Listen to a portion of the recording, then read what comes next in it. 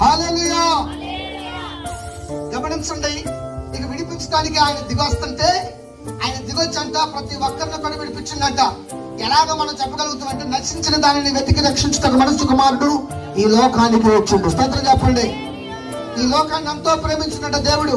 ఎందుకో తెలుసా? తన సృష్టించిన మనిషి, తన చేతుల ద్వారా సృష్టింపబడిన మనిషి లోకంలో కలిసిపోయి సాతానికి బానిస అయిపోయి పాపానికి నరకానికి పాలు పప్పులు పొందుతున్న ప్రతి ఒక్కరిని ఎలాగ విడిపించాలి, వీళ్ళ నుంచి ఎలాగైనా నా కుమారులుగా నా సొత్తుగా మరలా ఆ నిత్యరాజు ఏదైతే కోల్పోయారో దానిని మరలా వీళ్ళకి అనుగ్రహించాలని ఆయన ఈ లోకానికి తన కుమారుడిని పంపినట్టే, తన అద్వితీయ కుమారుని పంపినట్టు. ఆ కుమారుని విశ్వాసం ఉంచిన వాడికి నరకానికి వెళ్ళక నశింపక నిత్య జీవనం పొందునని దేవుని లోకం సెలవిస్తుంది. హల్లెలూయా. ఈ లోకానికి దిగొచ్చి నశించిన దాన్ని వెతికి రక్షించుటకు. నశించింది ఎవరు?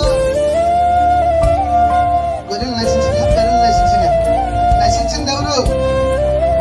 సమస్త మానవాళిగా జీవము కలిగి చెల్లించు ప్రతి మనుషుడు. స్తోత్రం చెప్పండి గట్టిగా.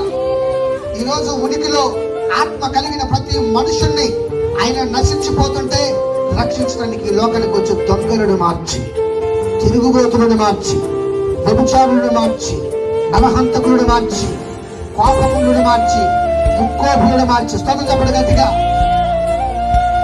ఏ పరిస్థితుల్లో ఎక్కడ కొట్టబడుతున్నారు, ఎక్కడ నలగొట్టబడుతున్నారు, ఎక్కడ హింసింపబడుతున్నారో, ఎక్కడ కట్టబడ్డారో వారిని విడిపించుటకు ఆయన ఈ లోకానికి